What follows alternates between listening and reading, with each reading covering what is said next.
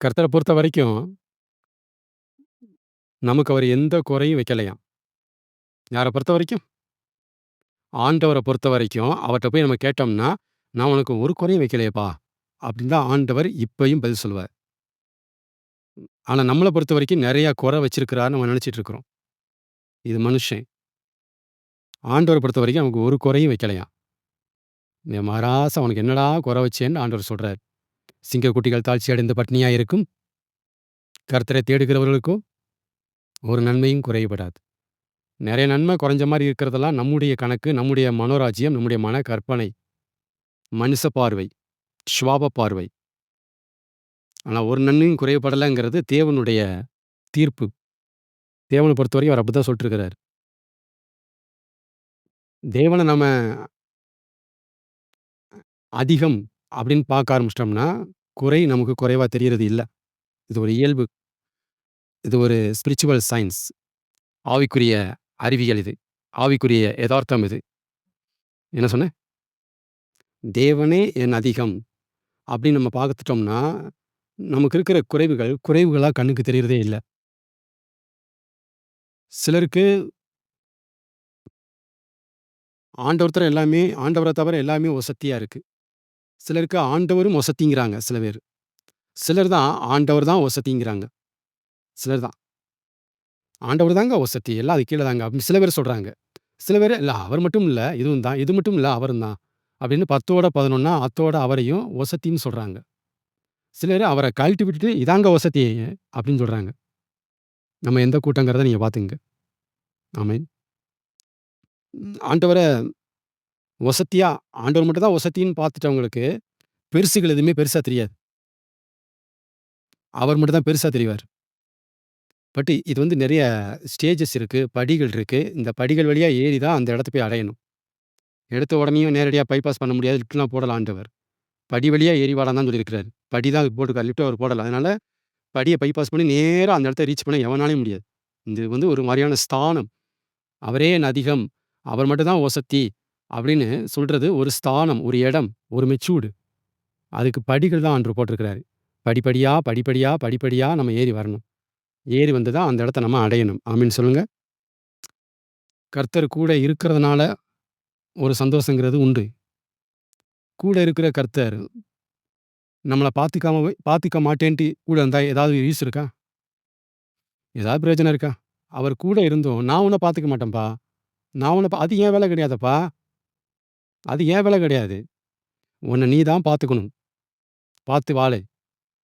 அப்படின்னு ஆண்டவர் கூட இருந்தும், இப்படி ஒரு வார்த்தைய சொல்லிட்டு நம்ம கூட உட்கார்ந்துட்டு இருந்தாருன்னா, அவர் கூட இருக்கிறதுனால நமக்கு சந்தோஷம் இருக்கா? இல்ல. அப்ப இந்த பாட்டுல மிகுந்த ஆனந்த சந்தோஷம், கர்த்தர் என்னோட கூட இருப்பதால் சொல்லி முடிக்கிறாரு. கர்த்தர் என் மேய்ப்பர். அங்க தான் அது பூரணமாகும். அவர் நம்ம கூட இருக்கிறது எங்க முழுமை அடையுதுன்னா, கூட இருந்து நம்மள நடத்துகிறார். கூட இருந்து நம்மள பார்த்துக் கொள்கிறார்.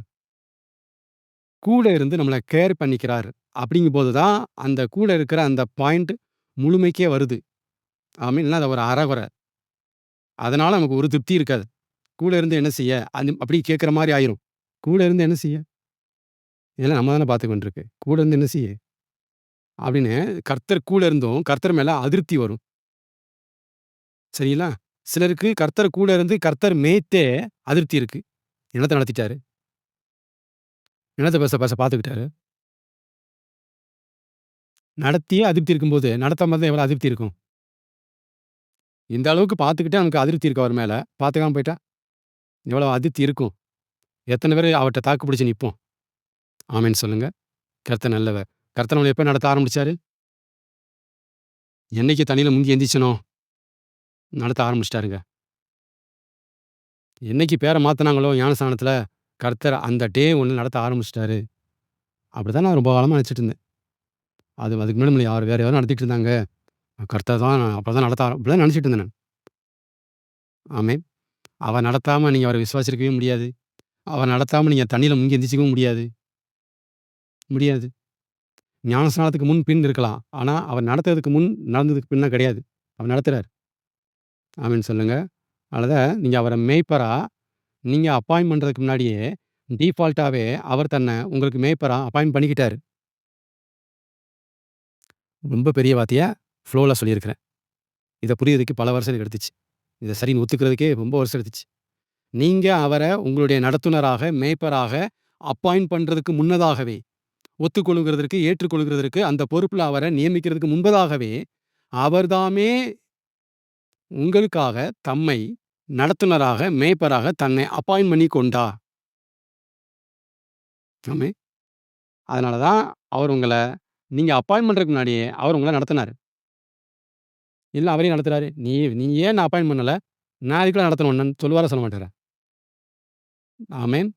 யார் தான் தன்னை அப்பாயிண்ட் பண்ணிக்கிட்டா ஃபர்ஸ்ட்டு? அதான் எப்பயுமே அவர் கை முந்தி இருக்குன்ட்டு திரும்ப திரும்ப சொல்லுவேன் நான். திரும்ப திரும்ப. எந்த ஒரு காரியத்திலும் தேவனுடைய கை முந்தி இருக்கும். நம்முடைய கை பிந்தி தான் இருக்கும். அது அன்பா இருக்கட்டும், பார்த்துக்கிறதாகட்டும், நடத்துற எதுவா இருந்தாலும். அவர் கை முந்தி, நம்ம கை பிந்தி. இதுதான் பரலோகத்தினுடைய சட்டம். இப்படிதான் இருக்கு. நம்ம தான் நெறையா மாத்தி வச்சுக்கிறோம். நம்ம கை முந்தணுங்க. அவர் கை பிந்தி இருக்குங்க. நம்ம தான் அத மாத்திருக்கோம். வேதம் மாத்தல கரெக்ட்டா இருக்கு. கர்த்தர் மாத்தல கரெக்ட்டா இருக்கிறார். ஏன்னா அவருக்கு தெரியும். நாம கொடின்னு அவருக்கு தெரியும். ஏன்னா அவருக்கு தெரியும். நாம முழங்கைன்னு அவருக்கு தெரியும். ஏன்னா அவருக்கு தெரியும். நாம கருவின்னு அவருக்கு தெரியும். அவருக்கு தெரியும். அவர் தெரிஞ்சு தான் முங்கை நீட்டுறாரு. முங்கை நீளாம முழங்கை நீளாதடா. முங்கை நீட்டுறாரு. நான் முந்தி அன்பு கூறாமல் எப்புட்றா என்ட்ட அன்பு கூற முடியும்? நான் உன்ன முந்தி நடத்தாம நீ எப்புட்றா என் கூட நடந்து வர முடியும்? எல்லாமே அவருக்கு தெரியும். வெட்ட வெளிச்சம். நமக்கு தெரியறதுக்காகத்தான் போட்டு பொடைக்கிறாரு. உனக்கு தெரியணும். ஆமென். ஒரு 3 இல்லைகள், 3 போதும், 3 நிலைப்பாடும். இதான் வந்து அருமையான ஒரு செட்டு ட்ரூத். 3 இல்லை. புரிஞ்சுக்க வேண்டிய சத்தியம். ஆழங்கள் அடங்கிய சத்தியம். நாம செடி இல்ல. நம்பர் 1 இல்லை. நம்ம கட்டுப்பாட்டுல எதுவும் இல்ல. நம்பர் 2 இல்லை. எதுவும் நிரந்தரம் இல்லை. நம்பர் 3 இல்லை. 3 இல்லையும் எனக்கு கொடுக்க பல வருஷம் ஆச்சு. இத புரிய வச்சு கோர்க்க. முதல்ல ஒரு பூவ குடுத்தாரு. அப்புறம் ரொம்ப வருஷம் கழிச்சு இன்னொரு பூவ குடுத்தாரு. அப்புறம் ரொம்ப வருஷம் கழிச்சு அடுத்த பூவ குடுத்தாரு. 3யும் ஒரு ஊசில வச்சு கோர்த்து வச்சிருக்கிறாரு. இதான்டா செட்டு. 3 இல்லை. ஆமென் சொல்லுங்க. 3 இல்லை. என்ன சொன்னேன்? ஃபர்ஸ்ட் இல்லை என்னது? நாம செடி இல்ல. நாமளா ஒண்ணு செஞ்சுக்கிறதுக்கு. நம்ம கட்டுப்பாட்டுல எதுவும் இல்ல. ஒண்ண தக்க வச்சுக்கிறதுக்கு. எதுவும் நிரந்தரம் இல்ல. நம்புறதுக்கு. நம்பி இருக்கிறதுக்கு. எதுவும் நிரந்தரம் இல்ல. 3 இல்லை. 3 இல்லைகளால் பூமிய நிரப்பி இருக்கிறார். 3 போதும். அதான் சொந்தமானீன். அவர் போதும். அவர் மட்டும் இருந்தா போதுமா? பசிச்சா சாப்பாடு வேண்டாம்? சாப்பாடு வேணாமா உனக்கு? அவர் போதுங்க. அவர் பார்த்து தர்றது போதும். அவர் போதும். அவர் பார்த்து எனக்கு என்ன தர்றாரோ அது போதும். எக்ஸ்ட்ரா எனக்கு வேண்டாம். அப்புறம் என்னைய பார்த்துக்கார ஒருத்தர் போதும். 3 போதும். இதெல்லாம் செட் ட்ரூத். பிழிஞ்சு எடுத்த ட்ரூத். 3 நிலைப்பாடு. அவர் என்னை காப்பாற்றுவார். காப்பாத்தாம கூட போவார். காப்பாத்தாம போனாலும் அவர விட்டு நான் போமாட்டேன். 3 நிலைப்பாடு. இதெல்லாம் வந்து மினிமினியான ட்ரூத். பல வருஷம் விசுவாசியா இருக்கிறவன்ட்ட இத சொல்ல வேண்டிய ட்ரூத். ஆழமா போகும். சொல்லிட்டோம்னா நல்லா உள்வாங்குவாங்க. ஆல்ரெடி வாழ்வாங்க. பட் இத விளக்கி சொல்லும்போது நல்லா அவங்க உள்ள போகும். அப்படியே இருக்கே சொன்னது. எங்க வாழ்க்கையும் அவர் சொல்றது ஒண்ணு போல இருக்கே. ஆனா அது விளக்கி சொல்லத்தான் எங்களுக்கு ஆளும் இல்ல. எங்களுக்கு விளக்கப்படவும் இல்ல அந்த மாரி. ஆனா நாங்க வாழ்றோம். பல வருஷமா அந்த வாழ்த்த வாழ்ந்துட்டு இருக்கிறோம். நம்மளால என்னப்பா ஆகுது? தெரிஞ்சிருக்கோம். சொல்லியிருக்கோம் அதெல்லாம். நம்ம கையில என்ன இருக்கு? நாங்க சொல்லியிருக்கிறோம் பிரதர். ஆனா அது என்னன்னு சொல்றதுக்கு ஆள் இல்ல எங்களுக்கு. இதெல்லாம் இருக்கு. கர்த்தர் நல்லவர். அதனால ஆண்டவர் நிரந்தரம் தெரியும். ஆனா நிரந்தரமான அவர் நமக்கு சொந்தக்காரரா மாறுனாரா? இல்லல்ல?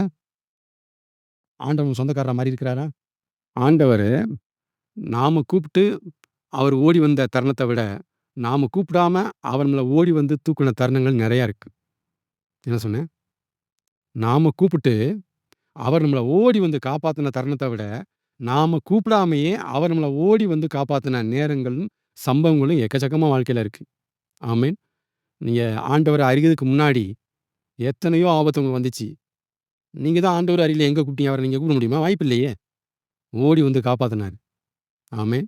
அறிஞ்சதுக்கு அப்புறமும் நீங்க கூப்பிட தவறுன நேரம் நெறையா இருக்கு. ஆனா அவர் ஓடி வர தவறல. ஓடி வந்து காப்பாத்துனார். இதுவரை நடத்தி குறைவின்றி காத்து மகிழ்வை தந்திரையான் பாட்டு பாடிட்டு இருக்கும்போதே, தண்ணீர கடந்தேன், சோதனைய ஜெயிச்சேன், மதில தாண்டினேன். பாத்தீங்களா? ஆண்டவர் தான் நடத்துறாரு. ஆனா தண்ணி வந்துருச்சு. ஆண்டவர் தான் நடத்துறாரு. சோதனை வந்துச்சு. ஆண்டவர் தான் நடத்துனாரு. மதில் வந்துருச்சு. ஆண்டவருக்கு பிரச்சனையே தராம நம்ம நடத்த முடியாதா? பிரச்சனையே வராம, நோயே வராம, ஆசீர்வாதமே குறையாம நம்ம நடத்த முடியாதா? நடத்த முடியும். ஆனா நாம அதுக்கு ஃபிட் கிடையாது. அப்படி நடத்த நாம அதுக்கு ஃபிட் கிடையாது. நாம எதுக்கு ஃபிட்டுன்னா, பிரச்சனைக்குள்ள நடத்தினா தான் நம்ம ஃபிட்டு. சரிதானே? மதில்கள், சோதனைகள், கஷ்டங்கள் இதுக்குள்ள நம்மள நடத்தி, அந்த பக்கம் அவுட்புட்ல நம்மள நல்லா மோல்ட் ஆக்க பார்க்கிறார். சூப்பரா ஆக்க பார்க்கிறார். அதனால பிரச்சனையே வராம தேவனால நடத்த முடியும். ஆனா நாம அதுக்கு ஒர்த்து கிடையாது. நாம அதுக்கு ஃபிட்டே கிடையாது. அதனால தான் தேவன் என்ன செய்றாரு? பிரச்சனைக்குள்ள, தண்ணீர்கள் மத்தியில, அக்கினியின் மத்தியில, சோதனைகள் மத்தியில, மதில்களின் மத்தியில நம்மள நடத்தி கொண்டு போறார். அதுக்குள்ள கொண்டு போறார். வேற எந்த காரணமும் கிடையாது. அவர்ட்ட எந்த ஒரு கெட்ட எண்ணமும் கிடையாது. மண்டக்கனம் புடிச்சு இத செய்யல. சும்மா அப்படியே வந்துர முடியும் பரலோகத்துக்கு? உபத்திரப்படுறேன். ஆசை. அதெல்லாம் கிடையாது அவர்ட்ட. நாம ஃபிட் ஆகுற வரைக்கும் இந்த பிரச்சனை நம்மள விட்டு ஓயாது. பிரச்சனைகள் நம்மை விட்டு நீங்குவது இல்லை. எழுதி வைங்க. நாம அவர் எதிர்பார்க்கிற அந்த இடத்துக்கு வருகிற வரைக்கும் பிரச்சனை நம்ம விட்டு போகவே போகாது. ஒண்ணு வந்தா இன்னொன்னு வரும். இன்னொன்னு வந்தா இன்னொன்னு வரும். ஆனாலும் ஒரு பக்கம் இப்படி நடத்துவாரு. ஒரு பக்கம் நம்மள தாங்குவாரு. அதான் சொன்னேன். அவருடைய கை அடிக்கும். இன்னொரு பக்கம் அணைக்கும். இந்த பக்கம் சப்போர்ட் பண்ணிட்டு, அந்த பக்கம் அடிப்பாரு. இந்த பக்கம் சப்போர்ட் பண்ணாம அடிச்சிட்டாருன்னா கீழ விழுந்துருவோம். இந்த பக்கம் தாங்குறாரு. இந்த பக்கம் சரி பண்றாரு. இதான் ஆண்டவர நான் அறிஞ்சுக்கிட்டது. இப்படிதான் அவர் செய்றாரு. ஆமென்.